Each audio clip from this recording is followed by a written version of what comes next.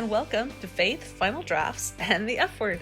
I'm Darla Phillips, a host and producer, along with fellow screenwriters Sarah Hopkins and Rebecca Williams Spindler. Join us as we share our experiences navigating careers in film and television. Add in the twist that we're women of faith, entering into life's second season, and you might find yourself mumbling under your breath. Good luck with that, ladies. We thought it would be cool to film this episode all natural, kind of how the real writing life looks for us. Not such a good idea. If you follow our videos, you'll see. I had Tamar lahooch us. This episode should have been number 3, and we truly considered never releasing it. But the content is too good to go to waste. So here we are in all of our flawed glory. There's so much wrong with this video. All right, we're back. Today we're gonna keep it real cash. We're gonna talk about the process each of us work through as we begin to write, approach a story. What's that? Oh my gum!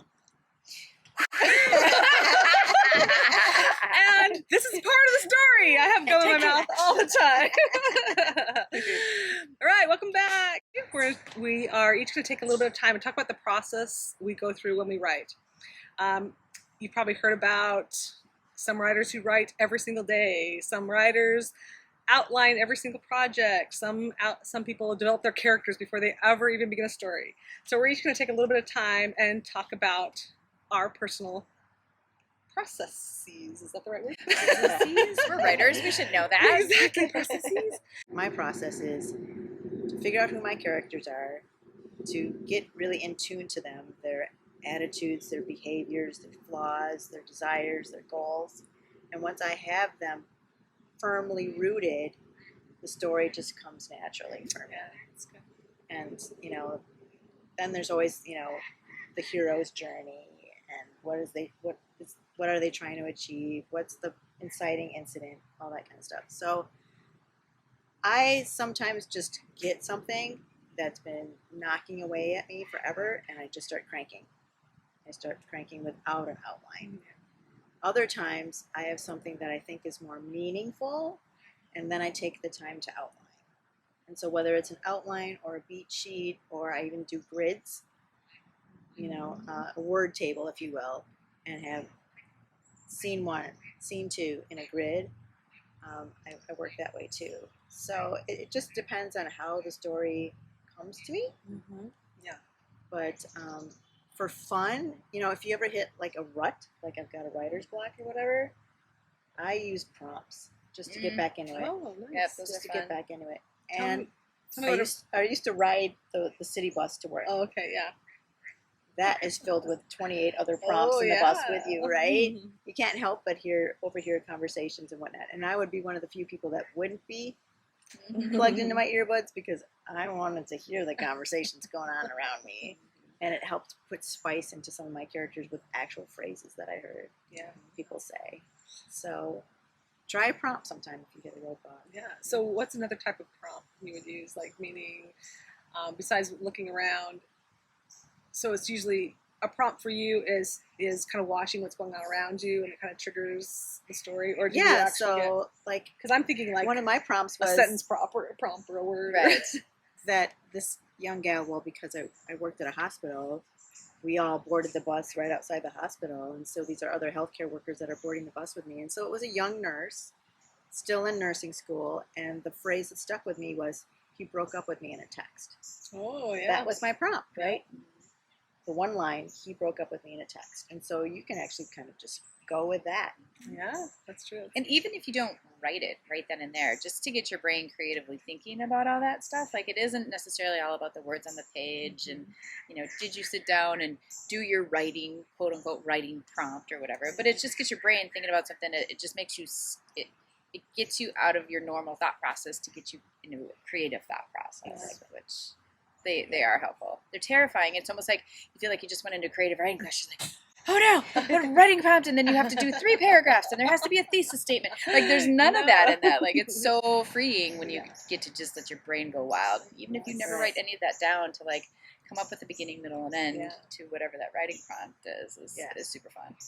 So most of my friends know this, that I'm a writer, so I have mad listening skills. Mm-hmm. And I have actually a badge that says that. So, and as a writer, you have to feed the well, right? You have to put things in your well. And so where do you get that from? You don't get it from sitting in your house day in and day out with yourself by yourself. Right. Get out there and expose yourself. Oh my gosh, the other place where I find the best lines is sitting at an airport gate. Oh, yeah. And listening to the conversations going on around me at the airport. Good stories. For me, characters build over time. Like, I don't necessarily get an idea and I'm like, oh, I'm going to go write that right now. It's like, if the idea is still there, like a year, if it's still there in 2 years, and if the character starts, like you said, entering into your head and speaking to you, then you're like, okay, time to write that story. Time to get something down, a little more down on paper. Well, what's your process? Yes. Okay, your process. Well, it depends on what you're writing. Like, I feel like for me, my process is different on every different project. So, like, you guys are talking about, like, the inception of the idea or whatever. Yeah. And, like, for me, that part of it, sometimes if it's coming from something that, if I'm developing something that's already written, I don't have to go through all that process or whatever. So, like, if you have IP, intellectual property, a book, or a short story or a news article or something like that you're going to be basing whatever you're writing off of, you don't have to do all of that thinking and development in your brain or whatever. So the process starts at a very different place kind of thing. But in essence, it's all about, do you know what the beginning, middle, and end is? And for me, like, I feel like I can't really write anything until I've figured that out. Yeah. Like, some people are like, the characters are going to tell you how it's supposed to end and all that kind of stuff. And, like, I'm sure there's some amazing writers out there that, like, they listen to the voices and the characters and they go on this amazing journey. I'm like, man, I ain't got time for that. I got a deadline. I want to finish this thing or whatever. Yeah. So for me, if it's something that I've created in my own head, I have to have it mapped out. I'm a black and white person when it comes to stuff like that. I have to know what the arcs are and, what those beats are going to be. So a beat is like, the next kind of thing that happens that keeps the story going or whatever. Yeah. Like, I have to kind of know what those things. Pacing. Yes. Right. The pacing was what gets people to keep turning the page and wanting to read. Right. So I have to have all that stuff. I've never sat down page one and was like, fade in. I don't know anything about what I'm going to write about. Like, I've never done that. That's just not how I think. Either. Yeah, some people think that that's how you start writing, though. And the development process can take years and years and years, but I think when you sit down to actually do it, I have found I'm an outliner, even though I hate the word outline, and whenever I hear someone who does it with outlining, I'm like, yes. But truthfully, I think back on it, have I ever done something without an outline? Except for maybe my manuscript for May, I probably started that without an outline, but not the screenplay. I feel like, truthfully, I probably have had a treatment or an outline for everything I've ever gone forward with. So, yes, I guess I am an outliner. It sounds so boring. It is so boring, but honestly, it's smart. Yes, for a lot of people, if you don't want to do if you're going to go into the rewrite process, sometimes it's way easier and faster to fix something in an outline than to fix it in a script. Like, if it's not working in an outline, I got bugs. There's bugs everywhere. Still mosquitoes in October. There's all kinds of things. Humid. That's why we should, like, if this doesn't get, like, where you can see what's happening here. Yes. We're all in sweatshirts. We have messy buns because this is part of the process, people. Yes. Yeah. Like, you're not getting dressed up to go write. This is what we look like. No. Worse than this. You get comfy and you get in a groove, and whatever makes you comfortable will help you be a better writer. And if there's days you don't have to shower, don't shower. This is Darla's writing sweatshirt. Yes. This has a history. Sarah's seen me in this for 6 years now. I love that. I'm like, ooh, good stuff today. Comfy. Yes. You gotta be comfortable. So here's another reason why outlines are important. Because, okay, let's think about this in the realist sense. We're moms. We have children, we have lives, and when we started, we had young children, and we had lives. And so we didn't have a whole block of time in the day that we could pamper ourselves with our laptops and go do whatever. So if you have an idea for something, my gosh, before it's gone in an instant, just take 5 minutes and just jot down a few sentences. here's the person that, here's my character. This is what happened to him. This is the goal that he's trying to achieve, and this is who he's taking along for the ride. 5 or sentences, even just something one thing to remember of it, so it's not gone. Yes, so you don't And then lose you can it. always build off of that once you have more time. But as moms, as women with lives, there aren't a lot of time that we can, I'm just going to, Just start writing. Yeah. But if you have an idea, my gosh, don't let it go. Sorry, mosquito. Oh, yeah, don't let it go because they're precious. Those ideas are precious. So keep a notebook with you. Type notes in your phone. Yeah. Email yourself. Yes, we were talking about that. Yeah. Like, how do you, when you have that idea, what do you do? Yeah. What do you do right then and there? You're like driving down the road and you have this amazing idea, or you're falling asleep. And we were sharing last night, sometimes it's grabbing your phone and quick writing a note, or like I send myself emails and I get them and I'm like, what was that? Voice memo is an awesome tool. Oh, voice memo, that's a good one. If you can't write, Voice memo, just record it as a voice memo on your phone. Driving, whatever. Yeah. Lots of notebooks. I think every project I've ever written, I have a notebook that goes along with it. That I don't know. I'm a just folder the whole person. process, I got folders of all the projects, all the notes, and the thoughts, and the inspiration. And so, I was thinking of, for me, and I want to know if you guys are similar. Like for me, a lot of my writing comes from my gut. Okay, so I think a lot of people, it comes from their head. They have this thought, this idea. Mine always comes gut first to my head. And then I have to decide, is that really a story I need to tell right now? And then if it's not, I kind of shove it back down into the gut. And I feel like, I don't know, do you guys feel that way? Does yours come from the gut first, or does it come from your head first? Because I'm very much, it's like a core, obviously coming from a wound. Mine comes from my character, because like I said, my characters speak to me. Okay. So I have this person, this character, and I'm relating to them. And then I have to dig deeper into them. So it is kind of a head, gut, heart thing. Yeah. And to help them come to the surface and tell this story. So I either get inspired by people in my family, because I have a large, crazy, diverse family with multiple generations, or it's someone that I read about, a news article, that someone went through hell and back and achieved X, and that's fascinating to me. Yes. I want to know their backstory. How long did it take them to achieve X, and what did they go through to achieve X? Because that character speaks to me. So, And I'm trying to decide. I feel like sometimes I'm character driven, but I think a lot of times I am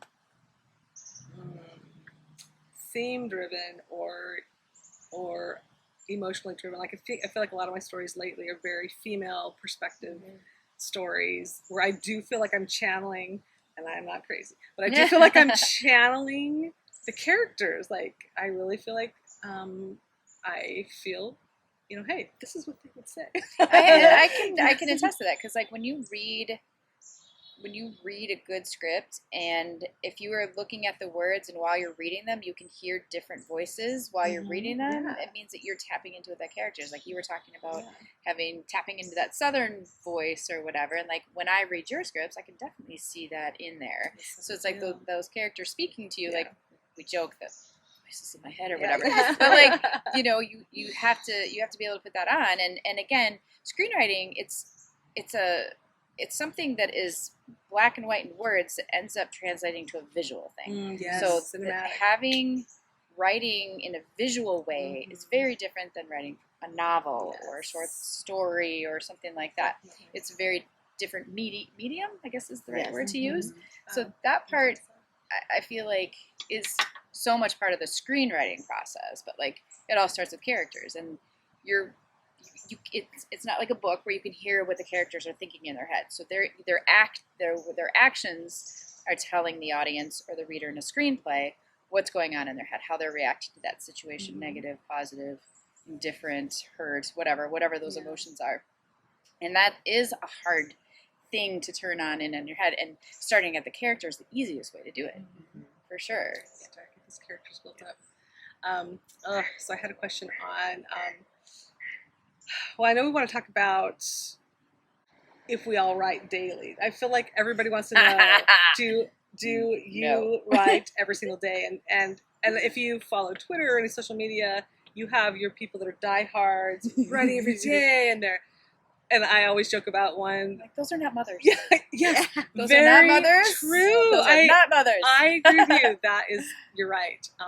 So I guess, right. Do I write every day? No, I don't. I'm a very seasonal writer. I feel like fall, winter, spring, I produce a lot more material. Summer, I'm pretty much, it's so hard. There's so much going on with family that I don't. But I'm an empty nester now. I'm an empty nester now. With that, when I had kids at home, no, like I said, I think I told them in a past episode that I had a whole chunk of my life, how old's my son? 20 went to college. I don't know, 20 years or 18 years where I didn't even write because I was so just devoted to my family. But, so no, that kind of comes back to the whole dream thing. Like, where are you at in that dream? Yeah. That might be something that you might have to squirrel away for a little while and just think about what those stories are. Yeah. Like, thinking about stories, like we're saying, like thinking about them is kind of like writing them, yeah, even yes, though there's not pen to paper. But those are all things that are brewing in your life experiences that are going to make that craft even better for you when you do get to do it or whatever. Oh, and they did. Like I said, they just were spewing. But I will say now, because I'm an empty nester, and there are times in my life where I can work every single day. I do that more now than I ever have, where I can take like 6 weeks and just get in the mode and just work every day for 6 weeks. But I don't know. So, anyone here who works every day, every single day? Yeah, right. No. Do you write every day? Well, so I had the day job, and I had goals, and I didn't want to let this dream go. So you have to be disciplined, right? Yeah. And so that's why, when my daughter was small, I was the 10 to 2 writer, 10 p.m. to 2 a.m. And then crash for a little bit and get up at 7 and get ready to go to work. Yeah, I think it was the 4th kid that killed me. I was pretty good with 3. I don't know, that 4th one, I'm like, I give up. Right. It's up to you, and if you don't have time to write, then you shouldn't feel guilty about it because you're doing a lot of other awesome things. Yeah. But that's why I had stacks and stacks of notebooks or Post-it notes. And my husband always made fun of me, like, and I'm like, don't even touch it. Don't touch it. I know exactly what that means. Yes. Leave it right there. So, or having a notebook at the bedside table, because if I would wake up at 2 a.m. and something was there, it's like, I got to write it before I lose it. Yeah, that's so good. So, but yeah, no, if you want to be a writer, you do have to try to find time to write. Yeah, for sure. Most people are emerging writers, you know what I mean? Or at least why we're doing this, because we are on that journey. We are emerging writers, and, our paths are all different, like what we were talking about before, and the journey is always different. But, if you're a writer, that includes writing. Yes, you have to write. So you have to write. the deadline part, like we were saying, like if I have a deadline, man, I am on that. Like that is such a motivational thing for me. But if I just have this thing that nobody's expecting, I'm like, and that goes back to what we mentioned. Well, we will mention in the next episode about having the deadlines for if you're not a paid writer or a hired writer. The contests are good deadlines, to motivate you with deadlines 100%. to keep going. I had a great question. And you also, so I have to say this too. If you write for yourself, right? You know what I mean? Like, yes, you might want to have to write to a deadline or whatever, but like, this is your world when it comes to writing. Like, it's not anybody else's. This is the thing that you is yours, at least for a certain period of time while you're creating it. And give yourself some grace, man. Like, if you have a bad week or whatever, and you're like, man, I really wanted to try to get Act 1 done or something like that. Like, it's super easy for us to be like, well, we can't even get this done. Why would I ever think I was going to be a writer? Like, it's really easy to downward spiral this because it is your own thing. Yeah. So give yourself some grace sometimes. For sure. But then also have an accountability partner. Oh, have people to check in with and people to say, are you on tape? Have a fan. Yes. And it can be a fan. It doesn't have to be that negative, like the teacher waiting for an assignment. Right. You need a fan that's going to love you where you're at when you fail or succeed in the smallest thing, even like a deadline. Right. And truthfully, go ahead. Work off of a reward system. Because if I get so bogged down with other things, it's like, okay, if I can at least get one paragraph done Yeah. or one page done, Nice. yay me. Yes. Snickers bar, Yeah. or glass of wine, or whatever. Why you got to point at me? Yeah. What's in here? Come on. No wine yet. No wine yet. It helps. Well- And the other thing that helps me is like, okay, maybe I'm not writing, but I'm reading a script. I'm watching a show that everyone's talking about that's to a good one. find out how that show is structured. Yeah. That all, again, puts stuff in your well. Yeah. I have to. I really like the fact that you just said watch a show. So like, if you plan on being a TV writer, and you need to be watching TV. Like, you can use that excuse for 20 years and say you want to be a TV writer if you want, but you need to be watching TV. You need to be watching the shows that you might not feel like these aren't shows that I really want to watch. But you, especially for TV writing, you really need to be up on what the trends are and what just got launched and what the response was to it. Yeah. And then I challenge you even further. So find your favorite show and have a notebook while you're watching the show and figure out, again, I'm all about the reverse engineering thing. Like, that's just how I learn. Like, beat out the show. Like, what was the opening scene? What happened there? Or what was the turning point for the main character? What was Like, the conflict? Yeah. How did they resolve the conflict? right. You know, like, these are this, and then you're like, well, what did I like about that scene? Kind of thing. Or what was so snappy about that dialogue? Like, if you can start to watch a show with the mindset of learning from it, Yeah. you know, and of course it is entertainment. Like, this is why we love it so much. This is why you want to get into that. You're like, oh, I want to write the next Ted Lasso. You know what I mean? Like, it's so good. But you learn so much from the people that have been successful at doing it. And It's very again, true. I'm all about And you learn what's hot. pull it all apart to put it back together again. And I'm like, oh, I see what they did there. Yeah. Like, I love that. That I is know. writing. You're figuring out your craft. Oh, for sure. See It's what's part of what the works. process. And We've talked about this too, and I'm sure we're going to talk a little bit about this moving forward, is like this idea that you feel really precious about. yeah. And you're like, oh, I have to hang on to this idea and it's all mine. And then you hear like a show that had kind of similar tone or some kind of theme that was Like very 75%. similar. Yeah, and you're like, of your idea is in this show. Well, yeah, What? everybody has similar life Right. experience. right. And those are why those shows get made, because there is some kind of connection there. There's something to relate to there. Yes. So think of it as almost like, oh, I'm on to something here, instead of Yeah. feeling like, man, there goes my best idea ever. So a question was coming to my mind that I want to ask you guys about, and I think this goes along with the process.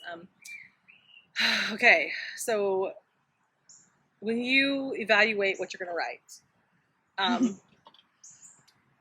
how do I say this? I really feel like, How do you know it's a legitimate idea to write about in the first yes, place? where's the special thing about it? And so I feel like I do really feel like I have gotten to the point where I know what I'm not going to waste my time on. Like, I'll be like, okay, that's great, but I'm not wasting my time on that. So I don't know. What do you got? Do you feel You gotta check in with your fan club. Yes, yes. That I is have something this- you're so good at. I have Yeah. an idea for blank, blah blah blah, Yeah. and you just shoot the sentence Yeah. off to your fan club, Yeah. your friends, or Yes. whoever's in this journey with you. Hey, I got an idea for a TV show. You know, Yeah. A meets B. What do Yeah. you think? And they can be like, or I've seen it before. Yeah. Or how about you flip it, instead of having a male main character, make it a female main Yes. character. You need to, what we call in the industry, spitball the idea, Yeah. or throw spaghetti at the wall and see Yes. what sticks. Mhm. So yeah, and does it have the magic? don't waste your time What's on the 120 hook? Yeah. pages Yeah. when the first thing Yeah. was like, oh. So Right. yeah, the magic. Right. So one of the best lessons I learned was at the Writers Institute in Wisconsin. Laura Shear, yes. I went to her class on trying to find out if your writing, the piece you're working on, has, and she called it Wonderment. And I'm like, that made so much sense to me. Like, she's like, you could be the best writer on earth, but if someone reads your script and there's nothing different or special, and she called it the Wonderment, she's like, there's got to be a magic that your script is bringing it that other scripts don't have. And that resonated with me so. That's great advice. And seriously, to this day, if I am going to write something, because of what it just stuck with me. Because I'm like, right, I don't want to just write, even if, I don't know, does that, and you guys get it, yes. it's got to have that magic and There's the a hook to special it. thing about it and that was amazing. I feel like I've saved myself a lot of time on wasted ideas and projects, I right away I'm like, what's special about this? What is going to make somebody want to read this and be moved by this? And like if you're writing a TV show, you have to be before you even really develop it, you have to be like, the show is about bleh. yes. Like, can you say that aloud without being like, so there's this one guy, yes. and then he goes, like, you have to be very Yes. clear what your idea Your log is. line has to be very like, like, and not even your log lines. I feel like Okay, let's talk about what's a log line, right? Yes. A log line is like if you're on your cable network or Hulu or whatever, and you're, clicking through the shows. It's that one sentence summary Yes. of what this show or Yeah. this movie is about. That's what a log line Yeah. is. So you have to be able to boil down your entire story into a sentence or to two. one or two sentences and capture who it is, what are they trying to achieve, what obstacles are they going to run up against, and are they going to obtain their goal. What's compelling Yeah, about and your them. comps, like what does it compare to? Even though we just talked about, like, you're obviously not going to write something that's already been out there, but you're going to hopefully write something that's a twist on what's already out there. And so you want to have your comps that you can throw out And to give the comps are visual. comparisons. Yes, For comparisons, yes. Yeah. So, it's, I mean, It's Wizard of Oz Ver- meets Shrek. exactly, Yeah. yes. So it's your special twist that'll give whoever you're pitching it to or telling about the visual. Right, and the tone Yes. of what that is going to look like visually, because when you say Wizard of Oz, immediately what do you see? The yellow brick road. Yeah. Like, you Yeah. know exactly visually Yes. and with the tone, and like The world. just by a title know exactly what you're going for there, Yeah. which is why it's awesome, because you could say a logline, and if you could literally go, it's like, as Die Hard to, a Disney movie, like with the same logline, but if you give a different comparable that you're using for that, it immediately tells either the reader or whoever you're pitching to or whatever, oh, it's going to be in this It makes tone or it this so- vein or whatever. Yep. Which is important. And we Because it's could a do- visual thing. Yeah, and there's so much we could do a whole episode. I mean, we could go into log lines pretty deeply, even though I do. I hate writing log lines. They're the worst thing ever. I'm like, I would rather write a whole script than a log line. And you'll never become an expert at it. No. Because everybody And it'll does it differently. change. Yes, Yeah. everyone's got their own, Ugh. their own methods and their own pathways. But Yes. so I don't know. There's What some else do we- there's some really good templates out there for log lines. Like I have to start, like, I don't know if you guys are that way, but I have to start with templates. Oftentimes Yeah, I will squirrel out in a whole different thing. I'm like, I literally like tape it to the top. Like, the in parentheses, main character has to overcome a, blah, blah, blah, blah. Like there's like the most basic way, because my brain will just be like, but there's so many interesting things that are going to happen in this character. Like, how do I boil that down to it? to just So like having a template for me is really helpful to keep me on track. Yeah. On what am I going to sit down and do today? You know what I mean? If it's writing a log line, okay, what is the focus of this? What is the mission of what I'm trying to do today? Yeah. Again, military girl, mission focus. What is the mission? Write a log line today. Okay, how do we do that? Here's how you do that. Here's what the template is. Like that's just how my brain works. And otherwise, I will. I think when I got ripped to shreds, As we all do. pitching my As log we all line, do. I think I got a little more serious about it. I'm like, oh my gosh. But no, I agree with you. For me, log lines don't always come first. They usually come after. Probably when I'm going to go pitch it to somebody, I'm like, okay, now I gotta have a log line. Okay, let me come up with a log line. But some people are all about log line first. Yeah, I don't know. I feel like that, to me, that squashes my creativity, because then I just put my whole story in a box. Yeah. And I'm like, my story is going to warp and change, and like you're saying, the characters, blah, blah, blah, blah. Like, when you're, again, I don't know. I always do the log line probably, I would say I do an outline, or first I do like the character stuff or whatever, and then I do an outline to see if the puzzle pieces all fit together right. And then I'm like, okay, now I know what this is. Yeah. Then I'll write the log line, then I start the script. Awesome. So I want to talk a little bit about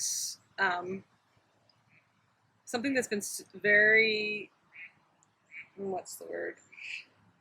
Comforting to me is we listen to podcasts.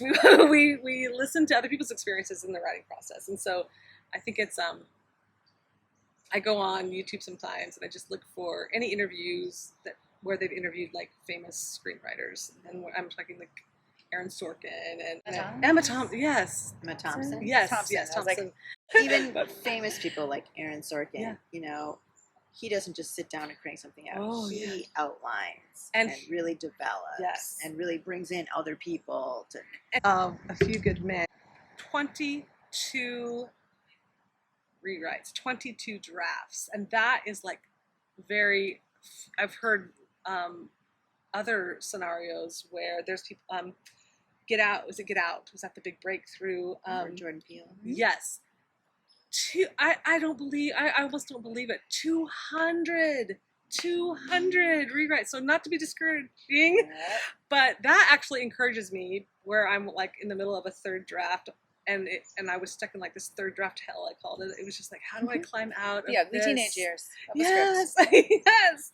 And it was so encouraging for me to hear how many, like, Emma took her 5 years to adapt Sense and Sensibilities. And so when I hear these amazing people who That are we put up on talented and, these yeah. pedestals, they didn't just sit down and be like, la la la, I'm Well, writing a let's story. talk about rewrites. Why would you spend 5 years rewriting? Because someone is interested in your story. Yes. Because you have pitched the log line to someone, and then that person turns around and says to you, write that script. Yeah. And then you do write that script, and then you do give it to that Yeah. person, and then that person gives you Notes, notes. yeah. Yep. And, And then you revise it based on their notes. And why? Because this is an industry person that wants to help you get this made. Yeah. And so you take those notes and you do something with them. Yes. Does it mean take every note though? No. Yeah. There is some Right. discerning in there. Right, That you're you're gonna like, figure out what is really what the story that you're trying to tell Yes. here, kind of thing, and other people's notes, and that's something. And But again, it's collaboration, right? It So if they is. give you a note and you don't really agree with it, then explain your case. Don't be Yes. overly defensive and Oh, yeah. egoistic about it, but explain why you wrote it the way you Yeah. wrote it, and then maybe they will come to meet you there. Yes. there's another really good, the advice out there is like if you're getting the same note, like if that one note keeps coming back, you're like, I probably need to change something there. But if Yes. it's some rando one that you're like, dude, you don't even know what where did that just come from? Like, So some people just aren't going to get it, and Yeah. looking at the ages that we are, and the people that are readers on their scripts are. I mean, we have to remember. Yeah. They could be half our age. Right, Yes. and we are very much. But they're industry people, Yes. Right. but they're half our age. And we're they're the giving us notes Yes. based on their age and their experience. experience. So there are times where we have to womansplain and Yeah. mansplain things. She-splain. or just personal experience explain. Yeah. That you're just talking about is writing is rewriting. Yeah. Right. Like Yeah. you're never going to write something once Oh. and be done. Cut for a brief bug intervention. So I This totally is got so a bug awesome. on my shirt and I squished it. I think that was the one I tried to. Was it a bug? Oh, was this is, it a? this is going. Oh well, there you go. I'm like, was it a bug? It was a bug. It was a bug. I'm sorry. Was it a bug or was it a mosquito? It was a bug, and I think it fell down. Yeah, and I squashed And I it. didn't want to stop filming. So. What the hell? I thought you like got away from it. Then I'm pretty sure there's something down there. I squished it. Everybody check. It probably Do a bit check. you. Sorry. I'm like oh man, no, itchy. I got a dead Sorry. bug sorry. between my boobs. Hey, that's the joy. So, all right. So we kind of we're gonna go back to we kind of cut out on writing is rewriting, and Becky was Yeah, or okay. Rebecca was So, talking about that. revisions are part of the writing process. It's a huge part of the writing process. I I mean, would say it's 80% of it. Yeah, process. yeah. I'm on my 9th draft of a pilot, but I've had 2 people that are in the industry, interested in it. Yeah. One person gave me their notes, another person gave me their notes. I'm melanging everybody's notes and then kind of, checking in and circling back. And so, yeah, It is. draft number That 10 was- will start next week. They give you notes and they end by saying, I can't wait to see your next version. Yeah. So that's your motivator. It's like, Encouraging. okay, I'm diving back in again, but they're waiting. Yeah. They want it, so I got to do it. Yeah. And you should be flattered by that. Yeah. If they end the message with, I can't wait to see your Yes. revision, Yeah. don't take that as another stab like, oh, I got to go back and reconstruct. it just means you're getting that much closer, getting that much closer to the golden nugget that they know you can achieve. Yeah. And they keep giving you the notes until you make it absolutely and undeniable. And it really is a diamond. It's like you got the piece of coal and the pressure and the pressure and the pressure and the pressure to make it into a diamond. And so yes, so if there's anything, if you're on this journey, like anything, whether it's screenwriting, starting a business, you know, whatever dream any of us are pursuing, it really is trying, doing, redoing, failing, learning, continuing, and really that's what it is in writing. You write and you rewrite and you rewrite, and anyone who doesn't, they're just, I don't know who they liars. are. They're liars, They're or they're liars. like gods or something. So there's something that I'm not. But so anyways, we were talking before, we like we mentioned in our title and in previous parts of our podcast, that we are all women of faith, and by that I mean, I don't know, what would you describe that as, being a woman of faith? I don't like to describe faith as a certain religion. I feel like we're the same. So let's talk about whether we have to separate our lives of faith with the projects we're working on. Yes, exactly. Or can we check in with both, and how do we do that? Yes. So for me, we were just joking before we pushed press send. We probably should have been taping that. But so when I first started this process, the first screenplay I ever wrote was a thriller, and a true story thriller, one that's got a lot of action, a lot of twists and turns, a lot of things where you would probably want to say the F word. And I remember, like, because I didn't grow up cursing, I've never, you know, even for me to say the F word can be a struggle, unless it's my husband. There's no struggle there. I can say it to him very easily. But so for the first time I'm trying to write the F word, I couldn't do it. I was just like, F asterisk asterisk asterisk. You know? I couldn't write it. And here it's this story that in real life, in that genre, in that world, yes, you know that word was used. being dropped left and right.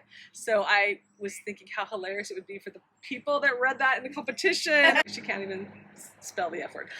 You know, just because we are women of faith, we can still write a story that isn't necessarily describing who we are as people. We're telling a story of a character or an incident, a real life story. And you said it so much better. So I want you to explain. Oh my gosh! Can you remember how you said it when the video was not going? It was so beautifully. You said it so perfect. I don't know about that. I think for a lot of women of faith, people of faith, your culture in your church and what is acceptable and what is not is very different across those boards. But the one thing we have in common with that is like the value system of our faith kind of thing.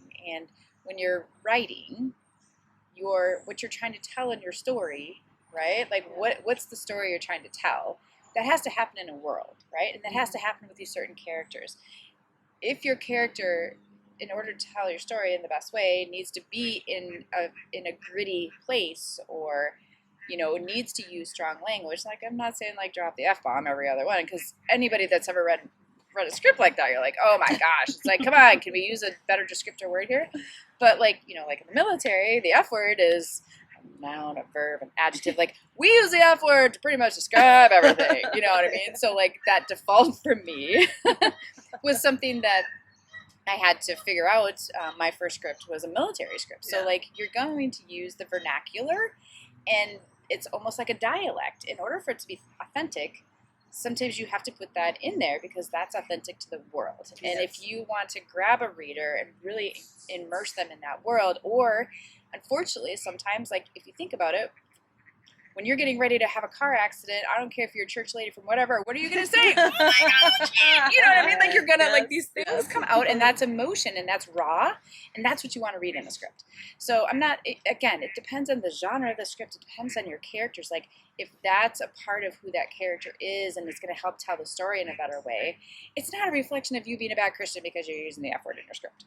So that's, I guess, how I view it kind of thing. And that might be wrong or different, but that's just how I've come to the morality of it. Yes. Like, I know my Christian value system, but this is a story that is make-believe characters. Yes. Like, my salvation is not depending on whatever my characters are doing in a little script. Exactly. So that's kind of how I separate it out a little bit. My idea of faith is fellowship and, the sense of peace, knowing that if I have problems or troubles, I can just give it up to God, And so when I'm writing something that's complicated or outside of my comfort zone, for instance, my feature that's done well in competitions has an abusive mother. I am not an abusive mother. My mother was not abusive, but when I have church friends read the script, they're like, "Oh, is there something wrong at home that we should know about?" Yeah. I just have to explain to them, this is a character that spoke to me. This is a journey that spoke to me, and this is what I'm writing. And sometimes I feel that Christ or someone else is again channeling this character to me that says you need to write this story and show the world that there are children that are victims of abuse, and what is their journey like, and how can they come out of it. And so sometimes we do have to write dark things that are outside of our comfort zone that we as Christian women are like, I wouldn't touch that with a 10-foot pole. But you have to think, how did this get into my head in the first place? I'm not just writing this script for me. I'm writing it for someone else who's telling me, you need to write this. And even in the context of just art in general, like, think about singers, you know what I mean? And all the songs that they sing, they might be Christians, but like with the songs that they're singing, might necessarily emulate a full Christian life, but it's part of life, So sometimes we can kind of morally beat ourselves up a little bit when what's the story you're trying to tell here, kind of thing. And sometimes it's it's one project that might feel that way. Like, if every single one of your scripts, you might want to reevaluate that kind of thing. But Or again, it's if the story. Every single one of your scripts is from a darker place, then that's what we talked about before with the wound. Yes. What's the inner wound that you as a human being are dealing with, and how is that surfacing in your writing? Yes. Yep. And is this a cathartic process for you? Or is there really something that you need to share with the world? Oh yeah, usually you're sharing something that someone will resonate with. Like, they'll read it and be like, "Oh my goodness, I've been there. I've felt that. I've experienced that."